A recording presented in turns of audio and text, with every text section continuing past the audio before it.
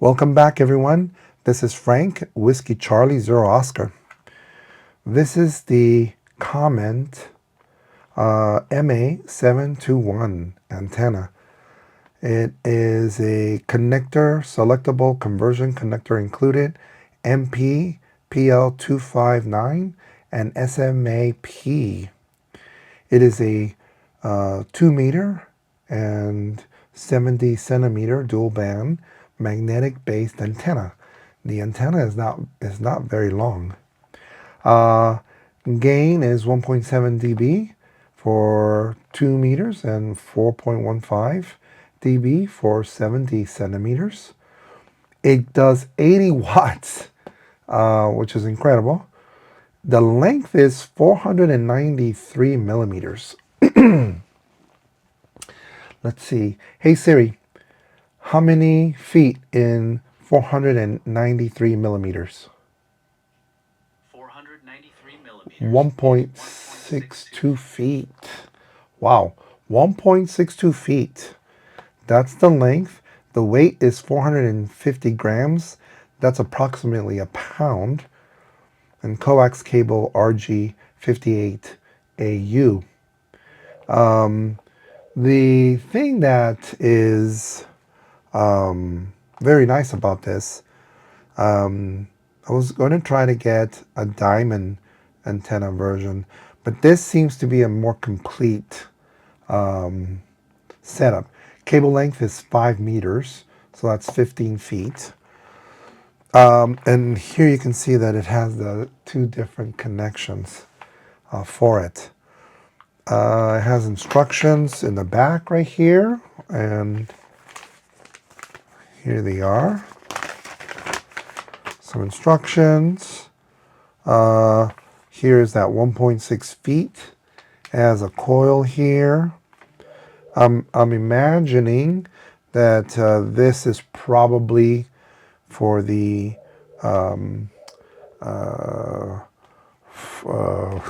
70 centimeters, and then the rest maybe for 2 meters. And then you have this FMEJ connection where you can adapt a PL259, which I'm going to need for my FTM 510D. And then you have an SMA-P connection or adapter that you can also use. And these are the instructions. Basically, you have to clean the surface, make sure that you find the proper SWR, and so forth. Pretty straightforward. It doesn't look like you have to cut the antenna. And it comes with a Allen wrench. You're going to need that. Okay. Then you open it here. There's one little pocket that has the SMA adapter and the, what do they call that? The UHF VHF connection adapter. Okay. And let's see what else. Seems like it has a sticker. We can utilize a sticker on the car. Okay, and then the antenna, right? Let's take this out. I haven't opened her up yet. Very nice mobile antenna, handheld radio. Can be used for either. Interesting, okay. Yes, it can be. Oh, very nice. Okay. You can see, so the pin is on this side. Interesting. And that goes like that.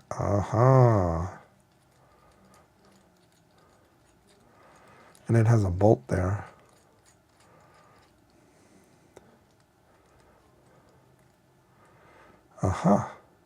Yep. I bet you have to tighten this bolt here up. There we go. Definitely I'm going to put some tape there eventually. Let's see. I got some. Let me see if I can find it here. This tape I've utilized it many times.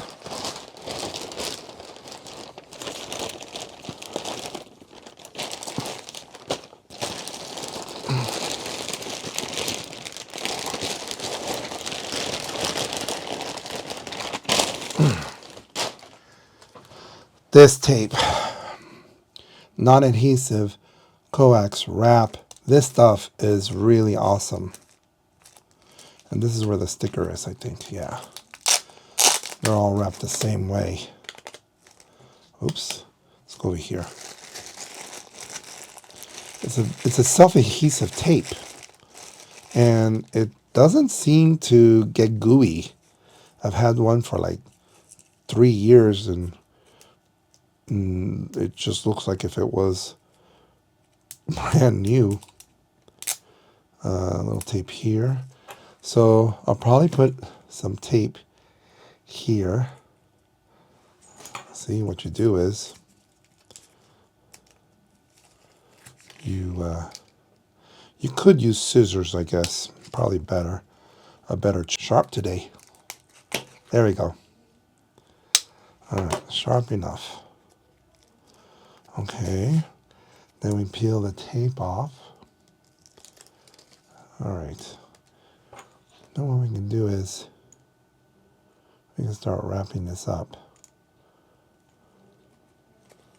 Then you can tighten it a little bit.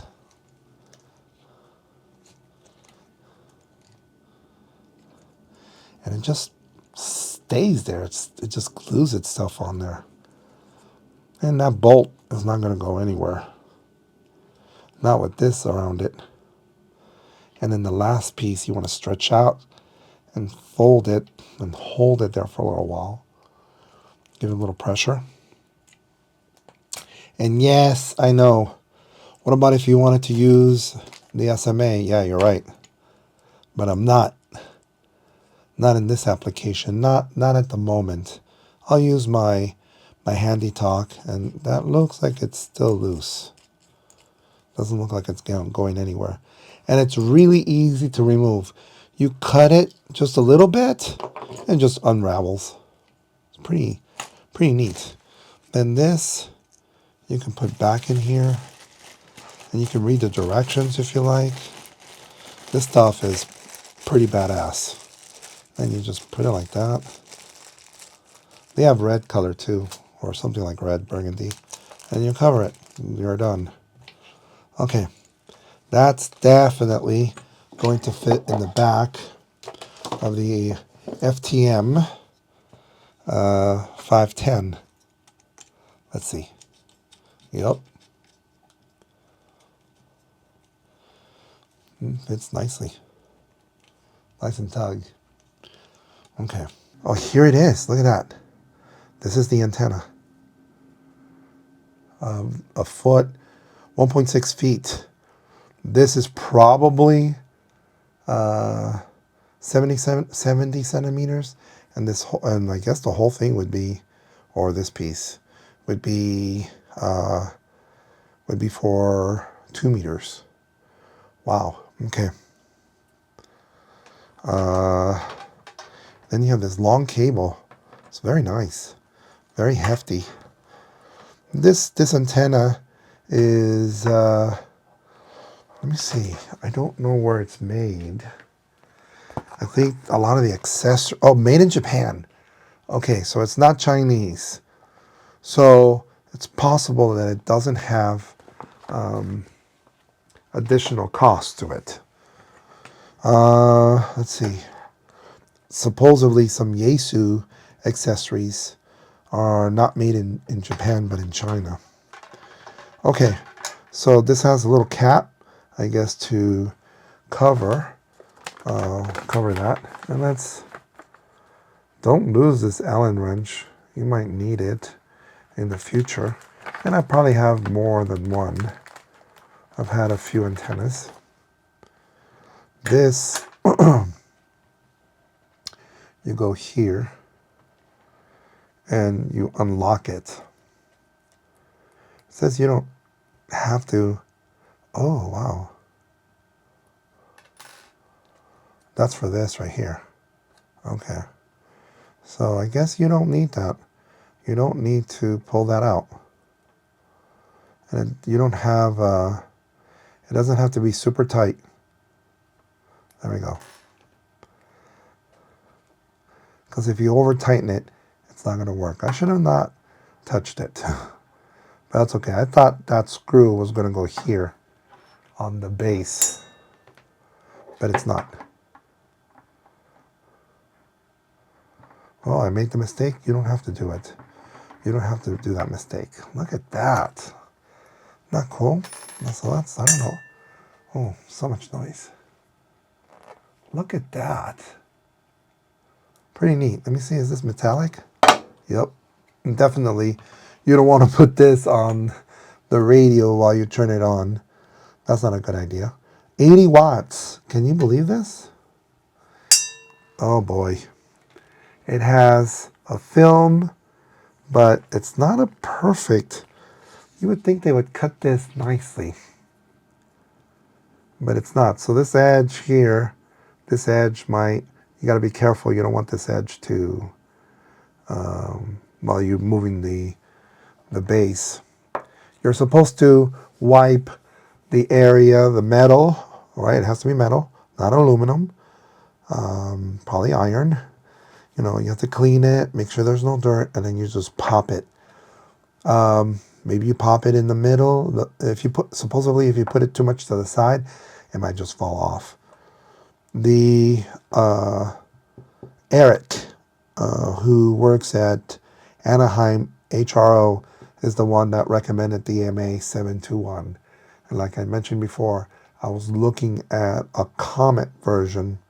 He said, try this one, it's way better. And I think it is. I'm so glad.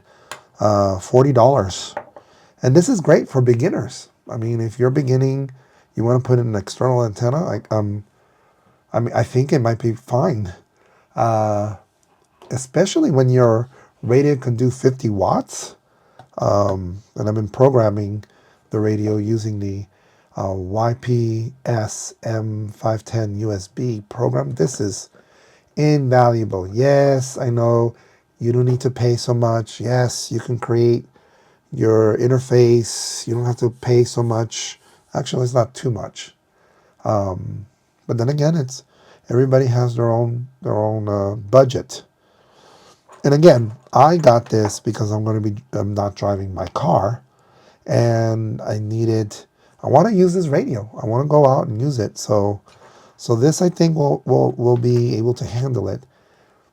As I was saying, Eric from HRO, tell him hi. Actually, tell Ron, and he's been there for a long time. And Jeff, who manages the store, tell him hi. Tell him Frank Frank sent you there. They're great guys, and you know, when they're not busy, you know, they can definitely talk. But if they are, you know, they're selling, and you know, they have a job to do, and so sometimes it's a quick transaction.